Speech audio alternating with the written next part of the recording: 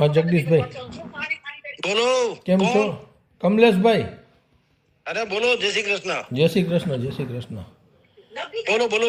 મેં કીધું કે ભાઈ આપણે ઓલું કીધું આપણે હેડલાઇન પેટર્નનું કીધું 25 નો મેં હમણાં અનિરુદ્ધને ફોન કર્યો હતો હમ તો એ કે એમાં મારે કંઈ લેવા દેવા નથી. ઓલા તમને 25 નહોતા આપ્યા 25 લાખ રૂપિયા?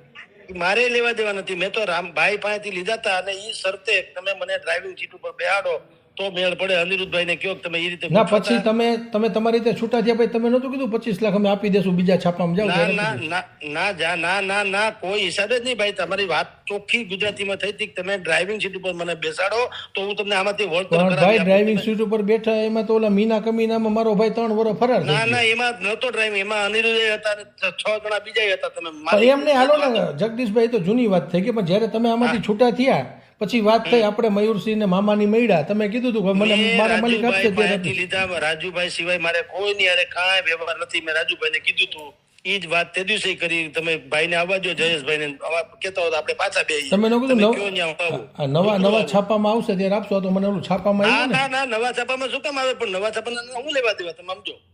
નવા છાપામાં ત્યાં ક્યાં એને આપણને બંધવી દીધા કાંઈ?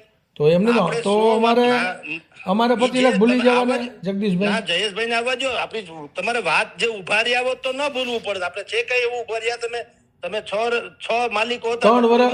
3 વર્ષ ફરાર તો રહ્યો મારો ભાઈ. આનાથી વધારે કેટલું? પણ તમે અમારા કારણે નથી રહ્યો. તમે મને કઈ તંત્રી બનાવીને મારા અત્યારે જેમ હું છું આ છાપામાં કે હું ગમે એમ થાય તો એનો જવાબદાર હું છું. ત્યાં તમારે અનિરુદ્ધ હતા, તમે 4 જણા હતા. તમારે કયો ઈ મેટર લખાવતા આમાં તો જગદીશભાઈ અનિરુદ્ધભાઈ તમારી ઉપર ઢોળે, તમે એની ઉપર ઢોળો. ના હું તમને તો બીજું અમારે ટૂંકમાં જગદીશભાઈ 25 લાખ ભૂલી જવાના ને હવે.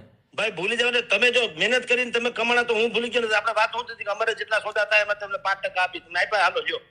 શેના સોદા થાય? શેના પણ કઈ સોદા તો થવા જોઈએ ને. પૂછો રાજુભાઈ ને કે જેટલું અમારે આમાં તમે જેટલા પણ જમીનના સોદા કાંઈ પણ આના કારણે થયા છે તમને કયો એક સોદો હેડલાઇન ના કારણે કયો સોદો થયો? હવે ઈ બધું મારે હું કામ વિચાર કરું? આપણે રૂબરૂ મળ્યું હોય. તમે કયો ને આવું હું કાંઈ વાંધો નહીં, આપણે આવશું. પણ યાર 25 લાખ તો અમારે ભૂલી જવાના ને. ના ભૂલી જવાનો સવાલ નથી. ઈ ભૂલી જવાનું શું થાય? અમે ઉલ્લુ બનાવીએ ને તો ભૂલી જવાય. ઈ આપણે ઉભા ન રહ્યા એટલે હવે જવા દેવું પડે. એમ ભૂલી નથી જવાના. પણ અમે તમને પગારે દર મહિને દેતા હતા, ઉપરાંત 25 લાખ દીધા હતા. એની વાત કરું છું. પણ દીધા મેં તો રાજુભાઈ પાસેથી લીધા. જે શરતે લીધા એ શરતે એને પૂરી નથી કરી એટલે અમે કાંઈ ઉભા ન રહીએ.